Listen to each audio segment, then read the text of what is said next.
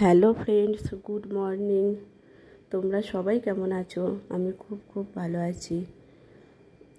এটা হচ্ছে জবা ফুল গাছ আমাদের। এই জবা ফুল গাছটায় প্রচুর ফুল ফুটেছে, দেখতে ভীষণ সুন্দর লাগছে, তাই তোমাদেরকেও একটু আমি দেখালাম। গাছের ফুল গাছে থাকলে ভীষণ ভালো লাগে দেখতে, বলুন। আর এই গাছগুলো হচ্ছে নারকেল গাছ। এই গাছগুলো আরেকটু বড় হলে তো বাগানে বসিয়ে দেওয়া হবে। মোটামুটি 3খানা আছে,